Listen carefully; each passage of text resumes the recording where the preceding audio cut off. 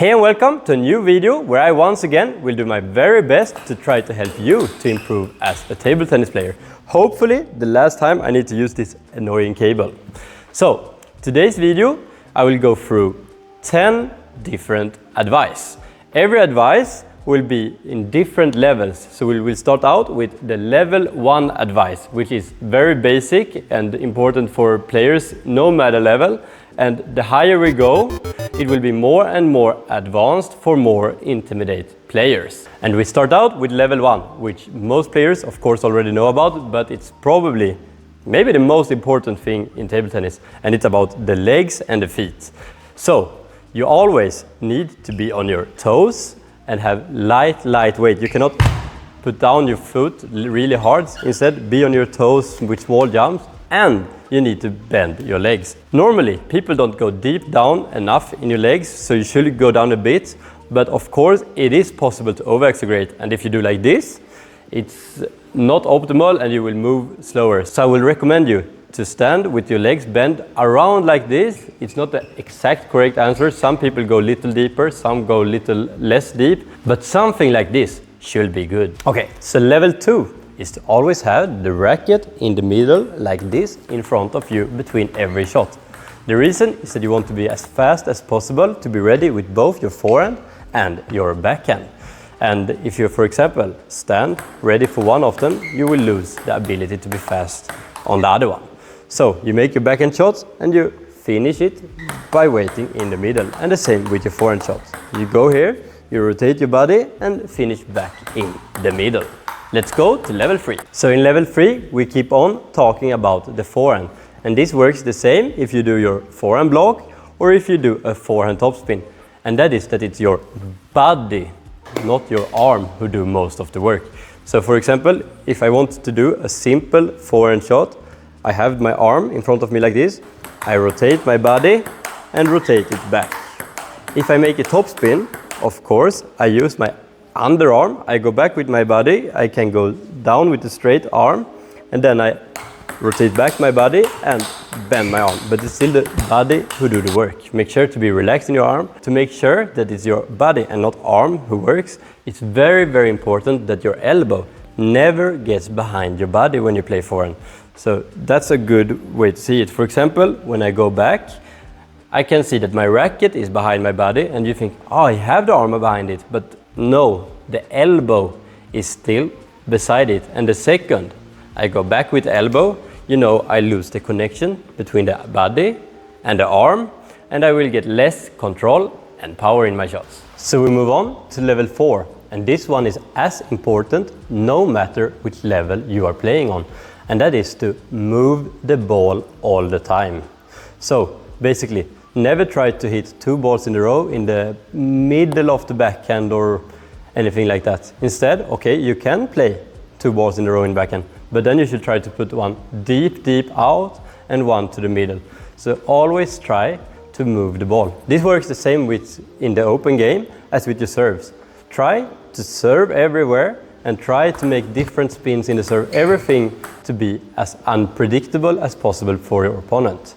And when you do this, you will start to learn your opponent's strengths and weaknesses. It can be scary to vary it in the beginning because then you will sometimes play on your opponent's strengths, but you will learn more about it and you will be more unpredictable. So when it comes to the end of the match, or at least later in it, you know the weaknesses of your opponent and you can use it more.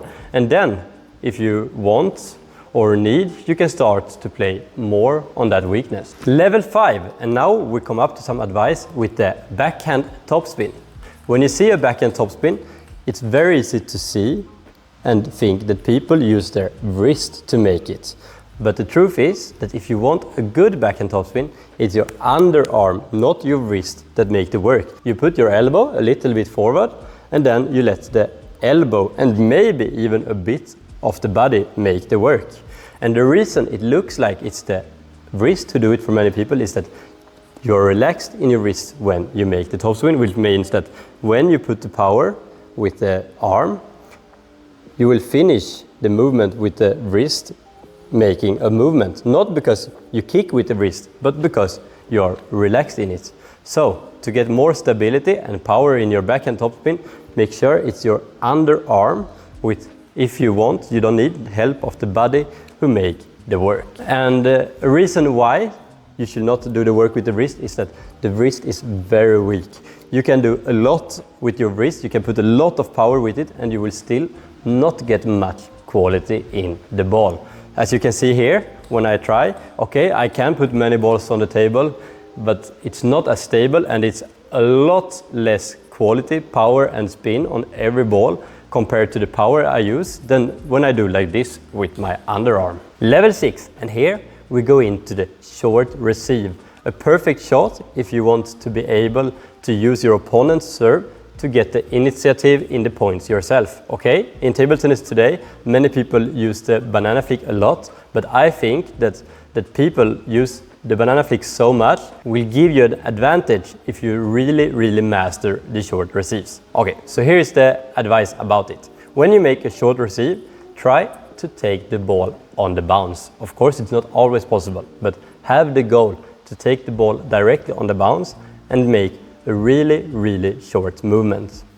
It works as well if you do a short, really fast movement. You will create more spin, but it's also a bit more difficult. You take a little bit more risk to play the ball long or half long by mistake, but more quality.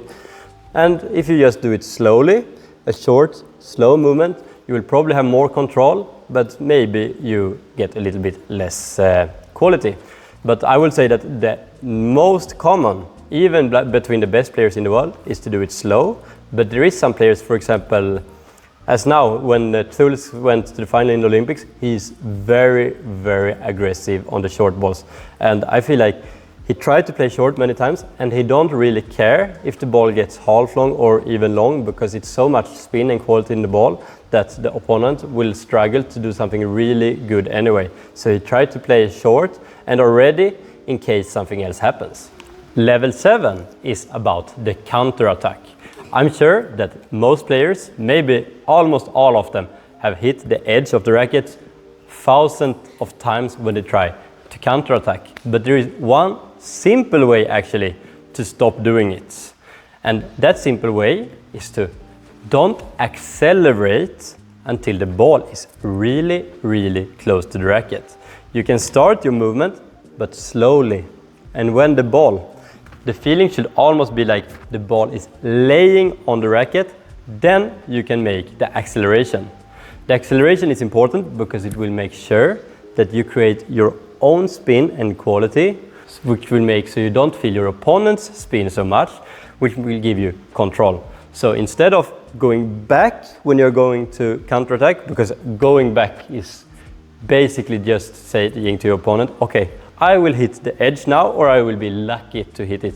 You just go back shorter or almost not at all, and then you search up the ball and accelerate when you're really close to it. Level 8, and now we're moving to the service, because honestly, the service is such an advantage if you master and can make it tricky for your opponents, and there is almost no limit how much you can improve your serve.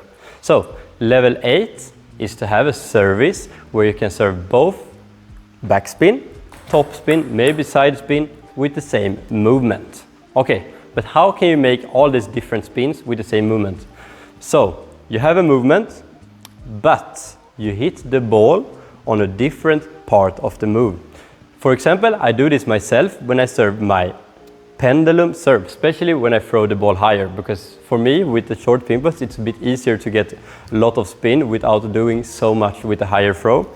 So I go down, I kick the ball, and sometimes I do my kick with my wrist downwards and then fast up directly after I hit the ball, and sometimes I kick my wrist downwards but just before I hit the ball and then up. So I always try to kick it down up, and the only difference is to sometimes hit it on the way down and sometimes hit it on the way up.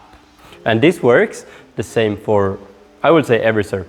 Try to find a way to use the same movement but create different spins. Level 9, and this one is made to make your forehand attack as tricky as possible for your opponent. They should never know what's coming next. And that's that you create the movement where you have your technique, and with this movement the ball comes against the elbow, the pocket to your opponent. A very tricky placement. And then, if you want to play the ball deep to the backhand or deep to the forehand on your opponent, you make a change just at the ball hits. And preferably this change is made by the wrist. So for example, you have your normal technique, and then if you want to play the ball straight, you turn up your wrist just before or almost just when you hit the ball, so your opponent don't get any time to prepare. And the same as when you want to play it diagonal. You have your normal movement, and then just when you hit the ball, you close down your wrist so it gets a bit side spin and deep out diagonal, and the opponent don't have any time to see it before it happens, or hopefully even too late. And level 10, please don't hate me for this, but I need to be honest. The hardest part to be good in table tennis is to never give up. Train as much as possible, because honestly, the person who practices the most and who never give up, even when it goes hard or anything, is the one who in the end is going to be the best player. I hope some of this advice have helped you, and if you want more help by me, you can watch the school, my community, down in the description. Until next time, see ya!